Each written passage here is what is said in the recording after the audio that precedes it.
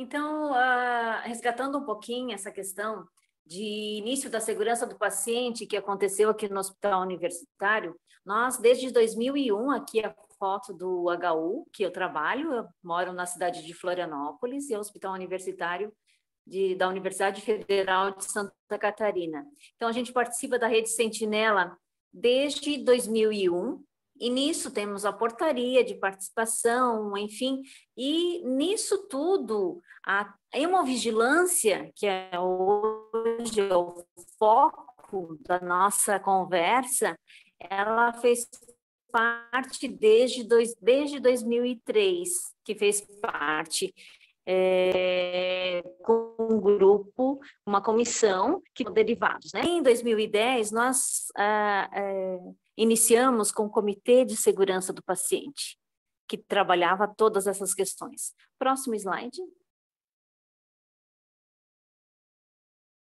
Então, eu coloco aqui uma linha do tempo que resgata um pouquinho toda a nossa trajetória de conquistas, de melhorias na segurança do paciente.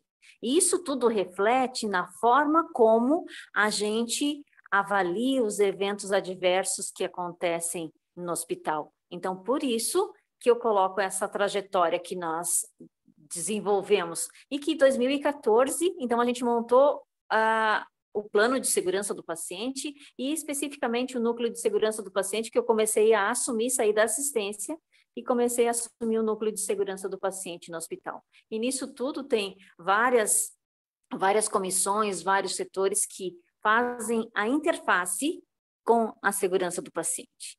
Pode passar o próximo?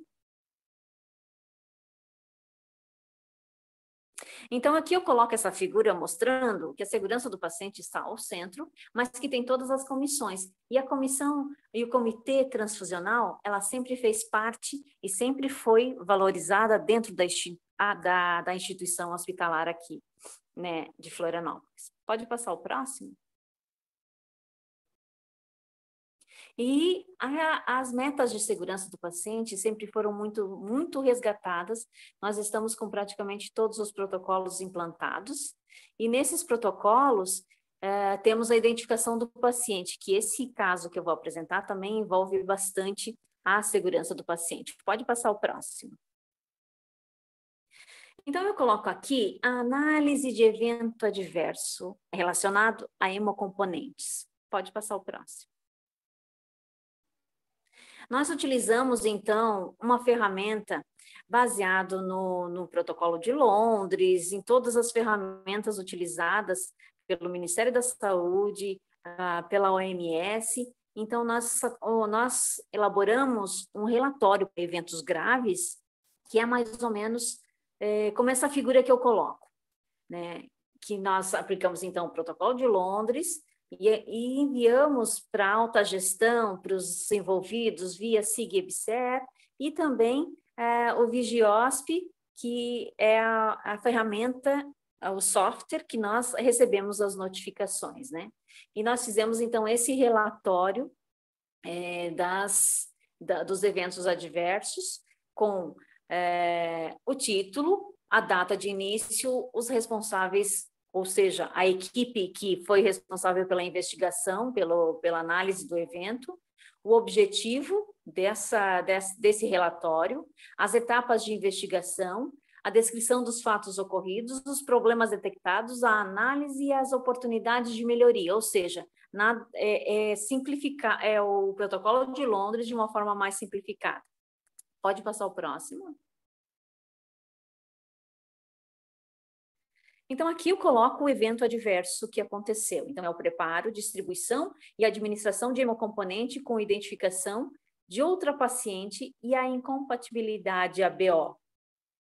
Então, o objetivo é realizar a investigação da notificação, né, que chegou para nós relacionada a essa troca de hemocomponente.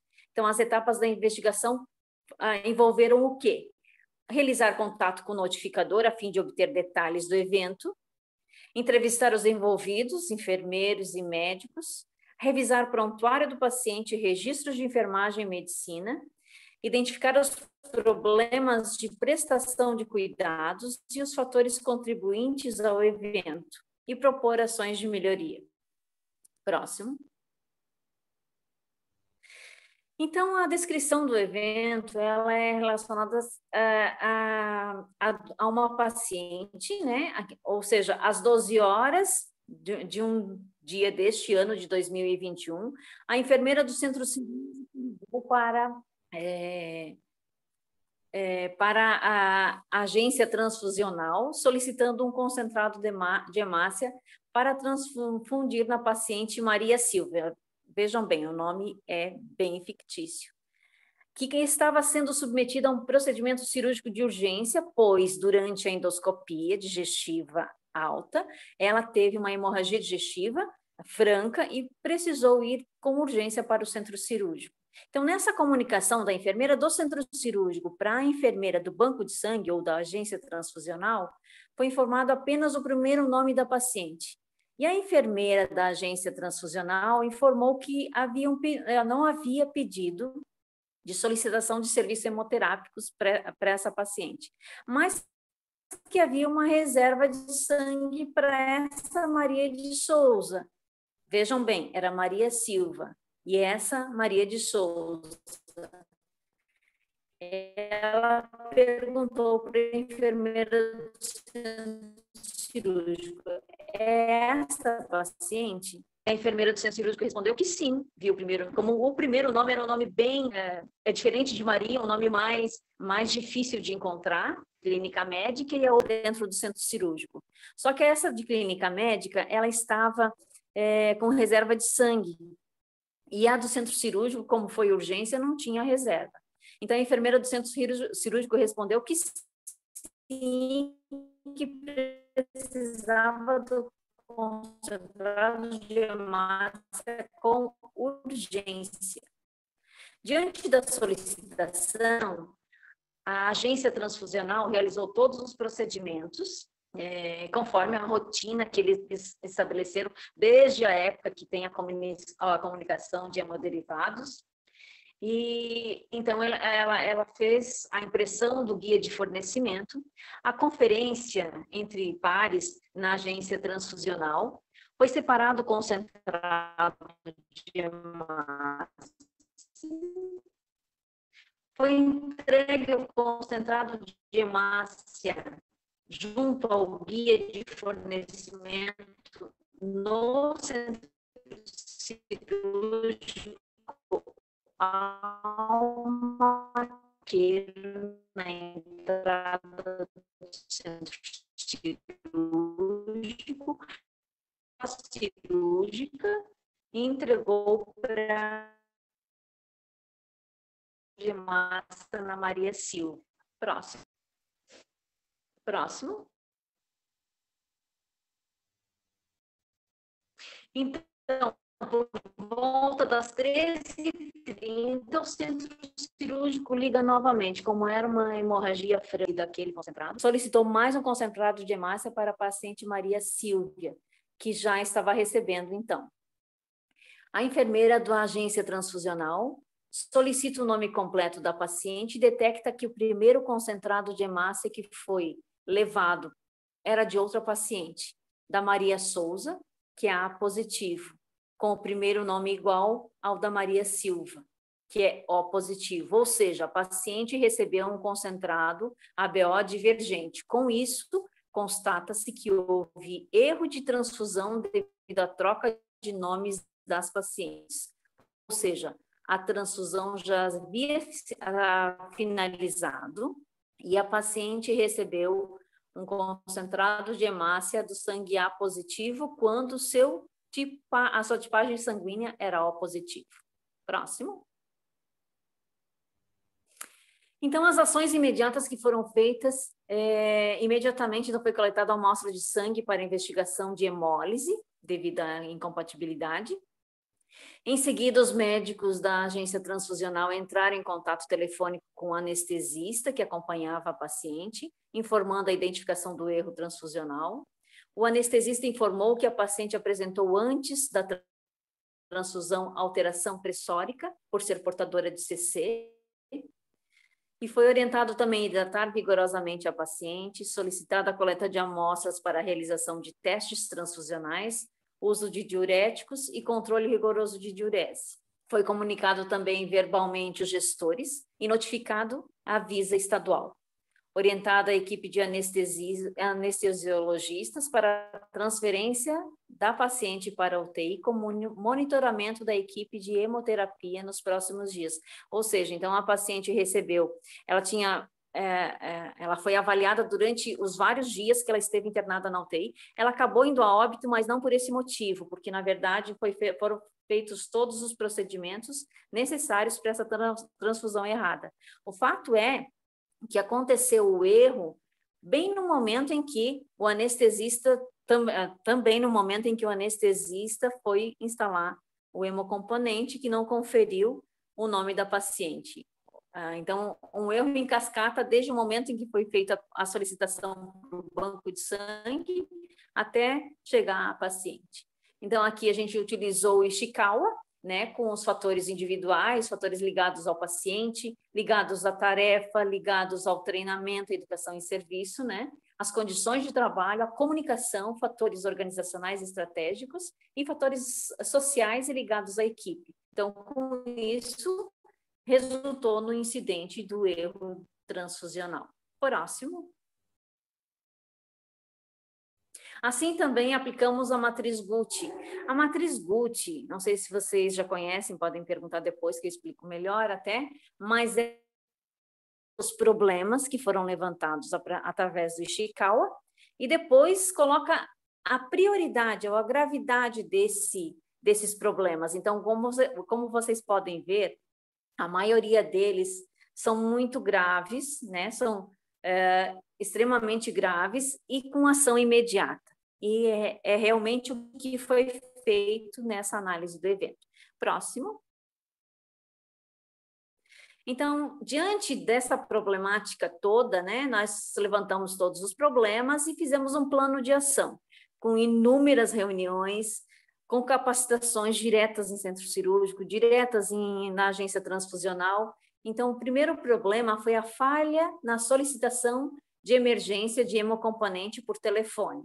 Então, o que fizemos? Elaboramos um protocolo de solicitação de hemocomponentes, que apesar de que o banco de sangue ou a agência transfusional tinha todos os rigores de checagem na entrega do hemoderivado, eles não tinham nada muito bem estruturado com relação aos POPs, aos protocolos. Então, a gente trabalhou muito em cima disso. E também foi elaborado um POP de liberação de hemocomponentes em situação de emergência. Então, quem que ficou responsável? Foi o médico e enfermeira da agência transfusional e mais os anestesistas do centro cirúrgico, fizeram em conjunto. Quando? O prazo foi 16/8/2001 e foi concluído já. O segundo problema seria a falha no encaminhamento e conferência do pedido de reserva. Então, foi revisado um POP que já existia, de reserva cirúrgica individualizada de hemocomponentes, adaptado, né, para a realidade. E foi elaborado um POP de solicitação de entrega de hemocomponentes às unidades fechadas, porque tinha um POP geralzão, e não unidades fechadas como centro cirúrgico, centro obstétrico, que a equipe da agência transfusional não entra para instalar o hemoderivado, e sim ele entrega para a equipe e que instala no paciente. Então, foi revisado todo esse POP, com o médico, enfermeira da agência transfusional e também anestesista do centro cirúrgico, e já foi concluído com prazo também de 16/8. Teve prazo, assim, de 20 dias depois do evento para a gente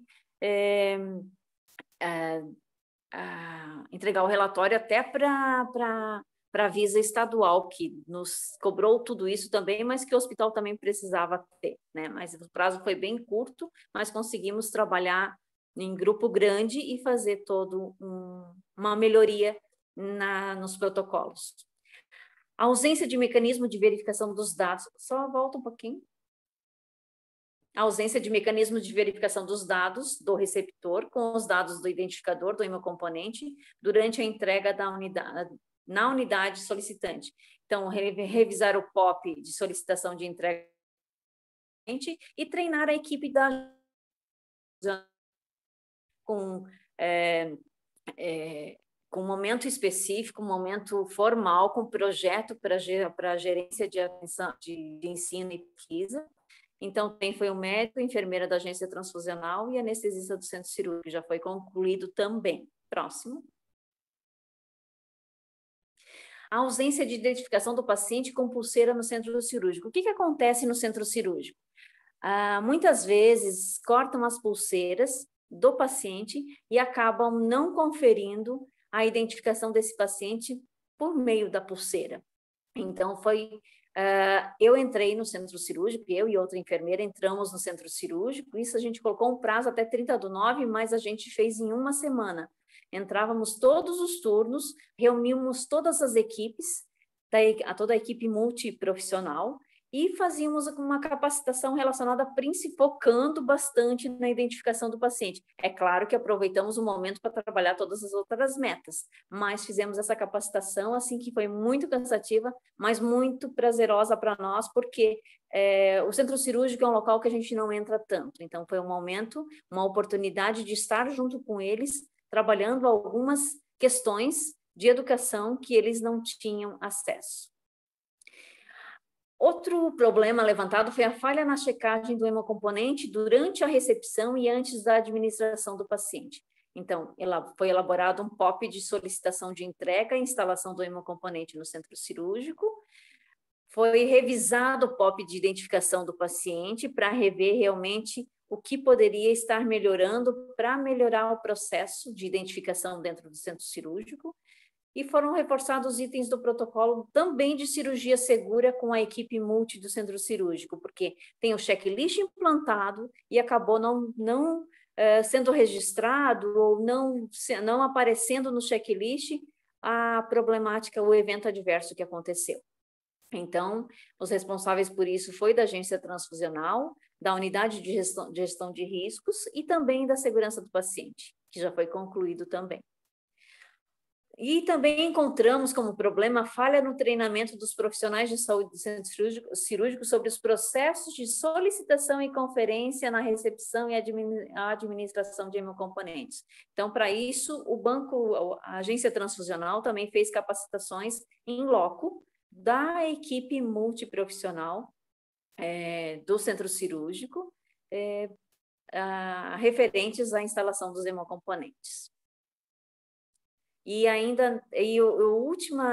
última ação seria elaborar vídeos de curta duração que pudessem servir para o hospital inteiro quanto à solicitação e à instalação desses hemocomponentes, mas isso ainda não está totalmente concluído.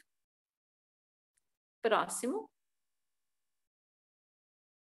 Então, aqui eu coloco, já estou quase finalizando, coloco a foto da nossa pulseira de identificação do paciente, que a gente trabalha bastante, focando sempre manter essa pulseira até o final da internação, mas o fato é que a gente tem verificado que as pessoas não conferem como deveriam conferir a pulseira de identificação. Próximo. Inclusive, temos os prospectos de educação para maior adesão a essa meta, maior adesão à pulseira de identificação. Próximo. E aqui eu coloco uma foto da parte, o nosso hospital é professor Polidoro Hernani de São Tiago, então esse é o busto do professor Polidoro, e em cima a gente coloca as metas, quando a gente está em campanha de segurança do paciente, a gente coloca as metas de segurança do paciente sempre à vista de todos os profissionais, dos pacientes e das famílias que circulam dentro da instituição, ou seja, a comunidade universitária de forma geral. Pode passar o próximo? Aqui eu coloco a entrada dos funcionários que a gente fez no ano passado. Esse ano a gente faz campanha sempre no dia 17 de setembro. E ano passado a gente fez o caminho da segurança do paciente, com as metas todas em plaquinhas na entrada dos funcionários. em várias campanhas que nós fizemos, e também eu coloco essa foto lembrando que a segurança do paciente não é a Luizita que faz, não é as chefias do setor de vigilância, não é apenas os gestores, mas sim todos nós que estamos engajados e priorizando a segurança do paciente. Por isso, quando acontece um evento, mesmo sem acontecer, de forma preventiva, a gente trabalha para melhorias nos processos, para que as barreiras estejam firmes, consistentes e que as pessoas saiam com mais segurança das internações hospitalares. Próximo. E aí eu deixo o meu contato para quem tiver interesse, né? luizitahe@gmail.com. Então, e é isso, gente. Muito obrigada pela oportunidade. Peço desculpas pelos atropelos e falhas de internet aí.